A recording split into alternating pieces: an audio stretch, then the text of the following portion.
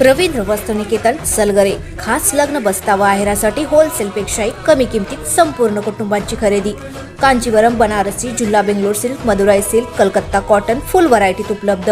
सूट व इंडो शेरवानी, हळदीसाठी kurta, safari, branded shirt, पॅन्टचे खास कलेक्शन, असंख्य व्हरायटीसह 51% भरघोस डिस्काउंट। जादा झालेला माल परत घेऊन पैसे परत। त्वरा करा, आजच भेट द्या रवींद्र वस्त्रनिकेतन सलगरे।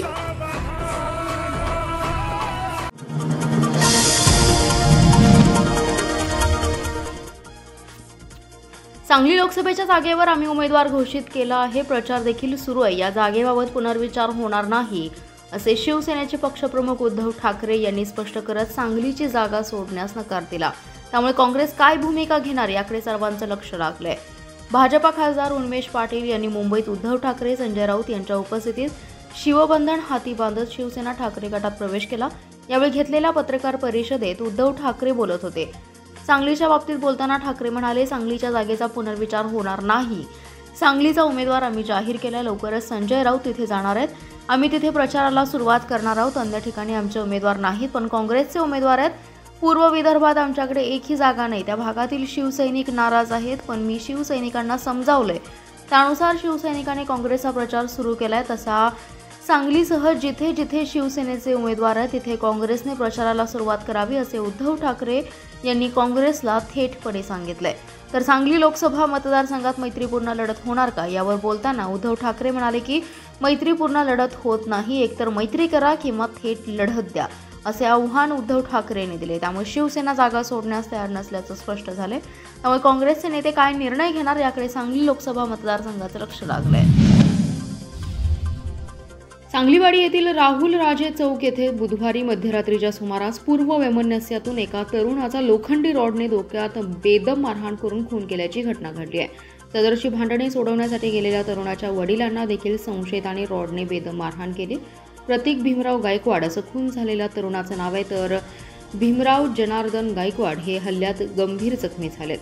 सदर खुनाची घटना बुधवारी मध्यरात्री 12:15च्या सुमारास घडली। या प्रकरणी प्रमिला भीमराव गायकवाड यांनी सांगली शहर पोलीस ठाण्यात फिर्याद दिली। दरम्यान खुनाच्या घटनेनंतर संशयित पसार झालाय। शहर पोलिसांच्या पथकाने कृष्णा नदीच्या काठावरून 12 तासात त्याला जेरबंद केलं। किशोर नामदेवराव कदम असं अटक केलेल्या रेकॉर्डवरील गुन्हेगाराचं नाव आहे। मृत प्रतीक गायकवाड हा घरी असताना बुधवारी रात्री 12:15 वाजण्याच्या सुमारास पुन्हा किशोर कदम हा प्रतीकच्या घरासमोर आला आणि मोठमोठ्याने शिवीगाळ करू लागला। यावेळी प्रतीकचे वडील भीमराव हे त्याला समजावून सांगण्यास गेले। त्याच्या पाठोपाठ प्रतीक देखील गेला। यावेळी जुन्या भांडणाचा राग मनात धरून संशयित किशोर कदम याने हातात असणाऱ्या लोखंडी रॉडने प्रतीक याच्या डोक्यात वार करण्यास सुरुवात केली। डोक्यात वरमी घाव बसल्याने प्रतीक रस्त्यावर कोसळला। यावेळी त्याचे वडील भीमराव हे अडवण्यासाठी गेले असता त्यांनाही संशयित कदम याने रॉडने मारहाण केली। जखमींना सांगलीतील शासकीय रुग्णालयात तातडीने उपचारासाठी दाखल करण्यात आलं। या ठिकाणी उपचार सुरू असताना पहाटेच्या सुमारास प्रतीक गायकवाड याचा मृत्यू झाला। सत्ताधारी केंद्र सरकारला शेतकऱ्यांचे प्रश्न सोडवण्यात अपयश आलंय। देशात सर्वाधिक शेतकऱ्यांची संख्या असताना त्यांचे प्रश्न कायम असल्याने बळीराजा पार्टीने लोकसभेची निवडणूक लढवण्याचा निर्णय घेतलाय। राज्यात 7 जागा लढवण्यात येणार असून सांगलीतून आनंद नलगे पाटील यांना उमेदवारी जाहीर करण्यात आल्याचे प्रदेशाध्यक्ष बाळासाहेब रास्ते यांनी सांगितले। राजकीय पक्षांना केवळ सत्ता टिकवण्यात रस आहे। पक्ष आणि वारसा टिकवण्याच्या नादात जनतेच्या प्रश्नांकडे दुर्लक्ष होतंय। शेतकऱ्यांनी दिल्लीच्या वेशीवर धडक मारली तरीही सरकार दखल घ्यायला तयार नाहीये। त्यामुळे बळीराजा पार्टीने शेतकऱ्यांचे प्रश्न संसदेत जाऊन मांडण्यासाठी लोकसभा निवडणूक लढवण्याचा निर्णय घेतलाय। बळीराजा पक्षाच्या राज्यातील 7 उमेदवारांची यादी प्रदेशाध्यक्ष रास्ते यांनी जाहीर केली। सांगलीतून आनंद नलगे पाटील यांना, हातकणंगलेतून शिवाजी माने, भंडारातून प्रदीप ढोबळे, हरिभक्तपरायण संभाजी गुनाट महाराज मावळ, संविधान लोखंडे रामटेक, कैलास पवार परभणी, तर लातूरमधून शंकर तडाखे निवडणूक लढवणार आहेत। शेती, शेतकरी, तरुण, बेरोजगारी, कामगार, महिलांचं शोषण या मुद्द्यावर समविचारी संघटनांच्या वतीने ऐतिहासिक लोकसभेची निवडणूक लढवली जाईल असे प्रदेशाध्यक्ष रास्ते यांनी सांगितले। जत तालुक्यातील खिलारवाडी येथील अनैतिक संबंधातून झालेल्या महिलेच्या खून प्रकरणी न्यायालयाने आरोपीस दोषी ठरवून जन्मठेपेची शिक्षा सुनावली आहे। पांडुरंग कामू लोखंडे असं शिक्षा झालेल्या आरोपीचे नाव आहे। सदर खुनाची घटना ही 30 डिसेंबर 2018 रोजी घडली होती। प्रमुख जिल्हा व सत्र न्यायाधीश PK शर्मा यांनी सदरची शिक्षा सुनावली आहे। आरोपी पांडुरंग लोखंडे याचे गावातीलच मयत सुनीता लोखंडे हिच्याशी 7 ते 8 वर्षांपासून अनैतिक संबंध होते. दोघांमधील अनैतिक संबंध असल्याची माहिती कुटुंबियांना मिळाल्यानंतर मयत महिलेस कुटुंबियांनी समजावून सांगितलं. त्यानंतर सुनीताने पांडुरंग लोखंडे याच्याशी संबंध तोडले. या रागातून पांडुरंग हा सुनीतावर चिडून होता. 30 डिसेंबर 2018 रोजी पीडित महिलेला जबरदस्तीने आरोपी पांडुरंग लोखंडे यांनी तिच्या घरातून ओढत स्वतःच्या घरात घेऊन गेला. त्या ठिकाणी सुनीताच्या डोक्यात, तोंडावर, पाठीवर आणि पोटावर वार करून गंभीर जखमी करत खून केला. या प्रकरणी सुनीताच्या पतीने जत पोलीस ठाण्यात फिर्याद दिली होती. त्यानुसार पांडुरंग लोखंडे याच्यावर गुन्हा दाखल झाला होता. घटनास्थळाचा पंचनामा, हत्यार जप्तीचा पंचनामा, फिर्यादी, पंच आणि डॉक्टरांचा जबाब नोंदवला. यानंतर न्यायालयात दोषारोपपत्र दाखल करण्यात आलं. या खटल्याकामी सरकारी पक्षातर्फे एकूण 16 साक्षीदार तपासण्यात आले. न्यायालयाने सर्व बाबींचा विचार करून आरोपी पांडुरंग लोखंडे याला जन्मठेपेची शिक्षा सुनावली आहे. याकामी सरकारी वकील श्रीमती J.K. लक्का यांनी काम पाहिले. कुपवाडमध्ये खासगी प्लॉट अस्वच्छ असल्याच्या तक्रारी आल्या आहेत. मूळ मालकांनी हे प्लॉट स्वच्छता करून घेणं आवश्यक आहे. त्याची स्वच्छता नसेल तर संबंधित प्लॉट धारकांवर फौजदारी कारवाई करण्याचा इशारा अतिरिक्त आयुक्त रविकांत अडसूळ यांनी दिलाय. महापालिकेच्या कुपवाड विभागीय कार्यालयात त्यांनी बैठक घेतली. यावेळी उपायुक्त शिल्पा दरेकर, सहाय्यक आयुक्त मानसिंग पाटील यांच्यासह अधिकारी उपस्थित होते. कुपवाड परिसरातील खासगी प्लॉट अस्वच्छ असल्याबाबत तक्रारी येत असल्याने त्याची स्वच्छता करून घेणं त्या भूखंड मालकांची जबाबदारी आहे. त्यांनी स्वच्छता केली नाही तर कायदेशीर कारवाई करणं आवश्यक आहे. त्यामुळे तातडीने याची दखल घ्यावी, अन्यथा कारवाई करण्याचा इशारा त्यांनी दिलाय. सिंगल यूज प्लास्टिकबाबत देखील कारवाई करावी असे उपायुक्त श्रीमती शिल्पा दरेकर यांनी स्पष्ट केलं. वसुली कामी आढावा नक्की घेतला जाणार आहे. तथापि काही कर्मचारी यांनी यावर्षी चांगली वसुली केली आहे, त्यांचा सत्कार देखील करण्यात आला आहे. अपुऱ्या सफाई कामगार यांच्या कामांचं चांगलं नियोजन करून स्वच्छता करून घेण्याकामी स्वच्छता निरीक्षकांनी प्रयत्न करावेत असे आवाहन उपायुक्तांनी केलं. अतिरिक्त आयुक्त रविकांत अडसूळ यांनी डॉग युनिटची पाहणी केली. नसबंदी आणि लसीकरणाची माहिती घेतली.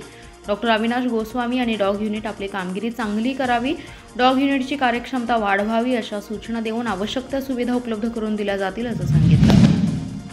सांगलीतील काळीवाट परिसरातून दुचाकीवरून हातभट्टीची दारू शहरात विक्रीसाठी आणणाऱ्या दानोळी येथील 2 तरुणांना पोलिसांनी सापळा रचून जेरबंद केलं.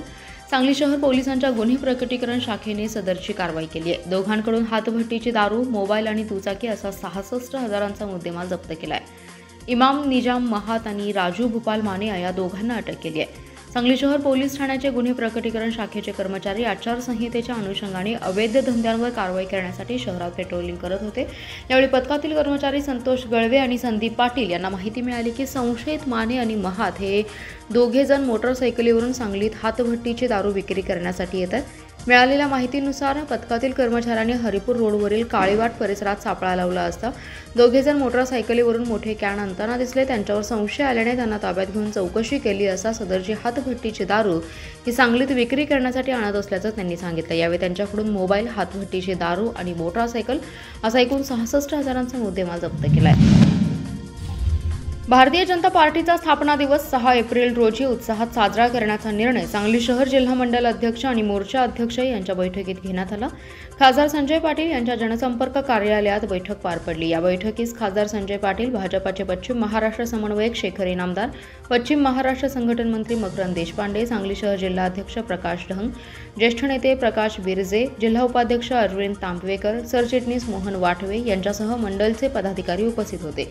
या बैठकीत मतदारसंघातील बूथनिहाय कामकाजाचा आढावा घेण्यात आला. तसेच भारतीय जनता पार्टीचा स्थापना दिवस 6 एप्रिल रोजी साजरा करण्याचं नियोजन करण्यात आलं आहे. प्रमुख नेत्यांची कार्यालये, विभागीय कार्यालये तसेच प्रभागनिहाय स्तरावर विविध उपक्रम राबवण्यात येणार आहेत. सर्व ठिकाणी सकाळी 9 ते 10 दरम्यान शक्ती केंद्र प्रमुखांच्या हस्ते झेंडा वंदन, ज्येष्ठ कार्यकर्त्यांचा सन्मान करणे, स्त्री शक्ती शोभायात्रा होईल. विकसित भारत म्हणजे भाजप ही संकल्पना घराघरात पोहोचवण्यासाठी कार्यकर्ते उत्साहाने कार्यरत होतील. त्यानंतर येणाऱ्या महात्मा फुले जयंती, भारतरत्न डॉक्टर बाबासाहेब आंबेडकर जयंती, रामनवमी, हनुमान जयंती, महावीर जयंती या उपक्रम आणि उत्सवांचं नियोजन झालं. विश्रामबाग परिसरात घरफोडी करणाऱ्या दोघा संशयितांच्या पोलिसांनी मुसक्या आवळल्या. या दोघांकडून घरफोडीतील साहित्यासह 1,12,420 रुपयांचा मुद्देमाल जप्त केलाय. विश्रामबाग पोलिसांच्या गुन्हे प्रकटीकरण शाखेने सदरची कारवाई केली.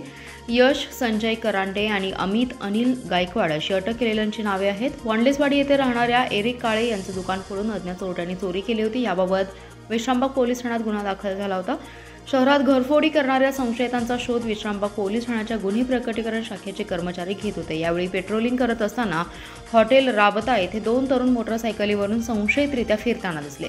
त्यांच्या जवळ जाताना पोलीस येत असल्याचं पाहून दोघेजण पळून जाऊ लागले. यावेळी शिताफीने त्यांना ताब्यात घेत तपासणी केली असता त्यांच्या जवळ असलेल्या मोपेड गाडीच्या डिकीमध्ये कॅनन कंपनीचा कॅमेरा आणि सिगारेटची पाकिटे आढळली. या मुद्देमालाबाबत चौकशी केली असता त्यांनी घरफोडी केल्याची कबुली दिली आहे.